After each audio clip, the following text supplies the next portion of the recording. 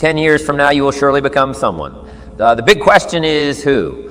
What are you becoming? And if you go to work on it now, sure enough, in a very short period of time, you can take on a new direction to become the kind of person you want to be. There's a very important question to ask, and the question is 10 years from now, you will surely arrive. And the question is where?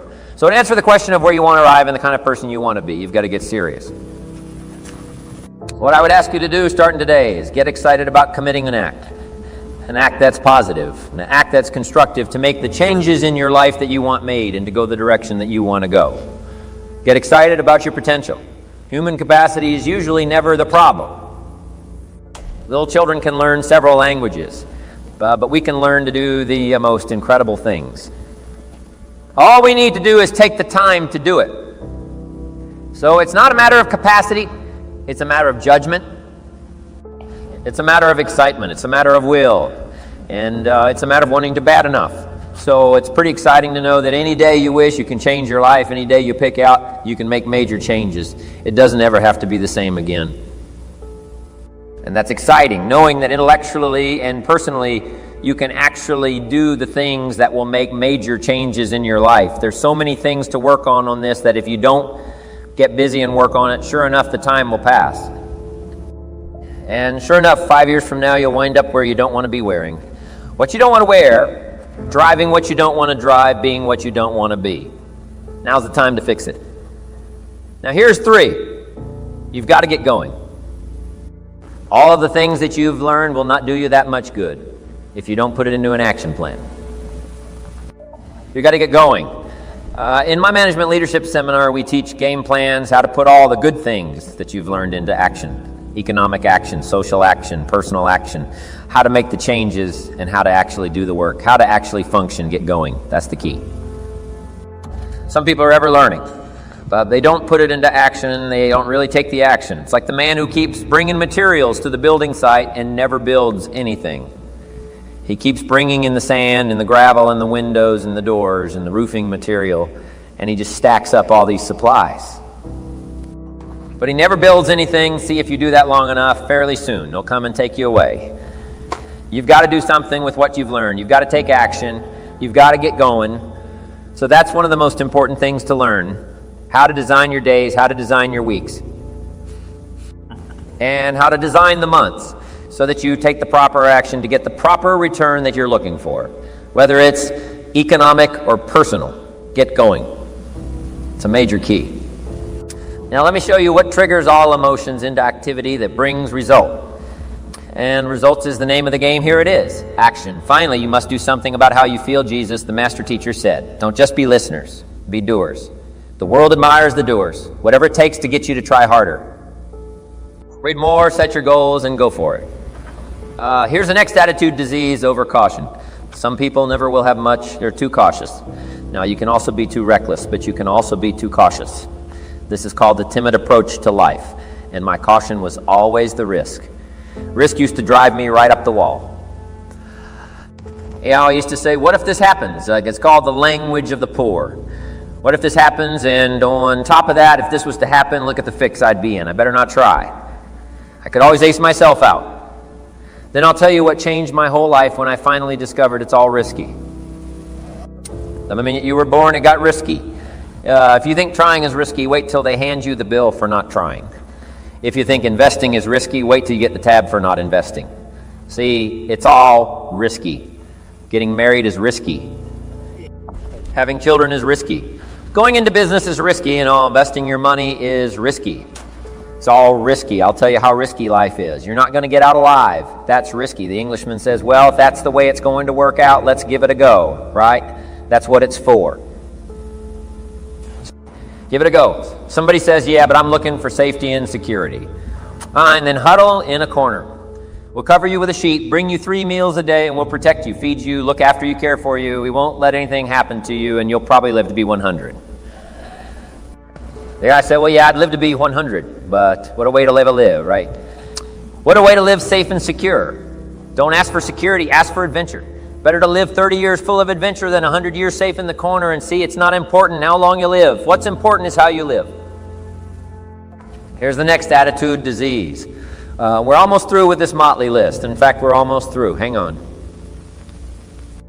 The next one is pessimism.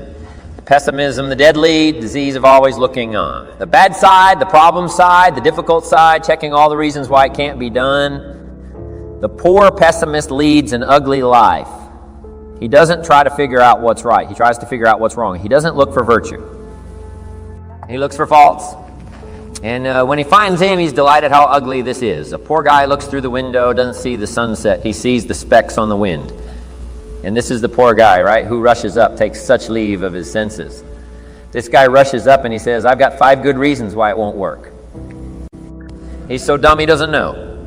All you needed is one, he's got 5. To the pessimist, the glass is always half empty. To the optimist, the glass is half full. Why would the same measure affect people 2 different ways? The answer, it all depends on how you look at it. Our lives are mostly affected by the way we think things are, not the way they are. The way we think there affects us most. There's a subject we don't have time to get into tonight called Better Thinking Habits. Well, the major things Shove taught me when I met him. He said, poor thinking habits keeps most people poor, not poor working habits. Most people work hard, but they don't think hard. And Shove taught me that the mind is like a factory, a mental factory, and whatever you think about all day long pours ingredients into this mental factory. And that's what builds the economic, social, financial fabric of your life. He quoted me a Bible phrase that says, as you think so, you become. How awesome. When he talked about poor thinking habits, he had me.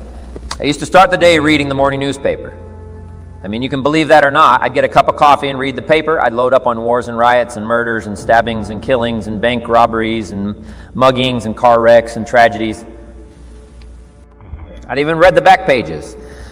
Seemed to like that stuff for some weird reason. I'd load up on all that and then I'd start the day. You can imagine the kind of days I used to have. You walk around on your financial knees. They call you economic pee-wee.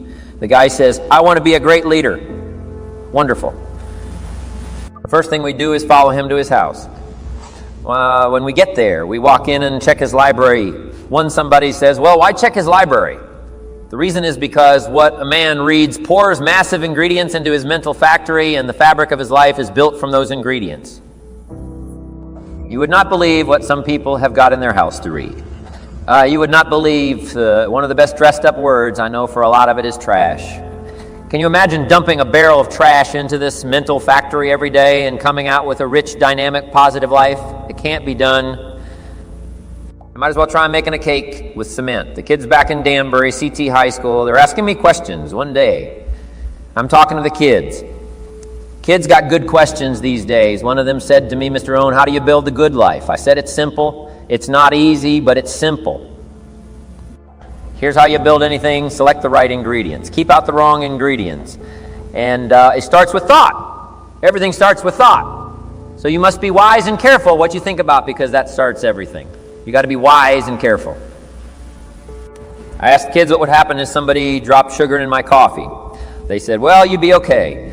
I said, what if somebody dropped strychnine in my coffee? They said, well, you'd be dead. I said, correct. Lesson 1, life is both sugar and strychnine. You've got to be careful. I said, what if my worst enemy drops in the sugar? They said, will you be okay? I said, what if my best friend, even by accident, drops in the strychnine? They said, well, you'd be dead. I said, correct. Lesson 2, watch your coffee. You got to be careful. See, it doesn't matter who hands you the bad stuff. It doesn't matter where you get the bad stuff. It'll still do its damage on your bank account, wherever you get it. Mr. Shoff gave me one of the greatest phrases when I first met him when he said, Jim, every day stand guard at the door of your mind. How important? Stand guard at the door of your mind, and you decide what goes into your mental factory. Don't let anybody just dump anything they want to in your mental factory, because you've got to live with the results. Okay, here's the last disease. And we're through with this list. In fact, we're almost through. Hang on. The last subject is very brief, the last disease. But this one is deadly. Engage in this one, indulge in it even slightly, and you might as well forget the future, because it's going to forget you. Complaining, crying, trying, griping. A Bible word called murmuring. See, that'll ace your future. And 5 minutes complaining. And you have wasted 5, and you may have begun what's known as economic cancer of the bone. Sure, they will soon haul you off into a financial desert, and they'll let you choke on the dust of your own regret. I hope I said that. Well, so you won't forget it's a deadly disease. If you don't think it's bad, the children of Israel of Old Testament fame, typical of us all, their story just happened to get in the book. Story says children of Israel were slaves. God performed a series of dazzling miracles and got them out. And now they're heading for the promised land. Remember the story? Heading for the promised land. Tragedy of the story, they never got there. Reason from day one they started to complain. They griped about the water. They griped about the weather. They whined and cried and griped about the food. They griped about the leadership. They whined and cried because it was too far, too cold, too hot, too difficult, too miserable. I mean, they whined and cried for years. Finally, God said, I've had a trip canceled or something like that. The story says they died in the desert, never got to the promised land, which I think means two things. Indulging this long enough, you get your future cast. And I guess it also means even God himself can only take so much. Okay, just be on the lookout of the things that can destroy all the good you start. The war is on, and this evening, tomorrow, mentally, personally, socially, economically. You got to make sure you're winning the war, and this is part of it.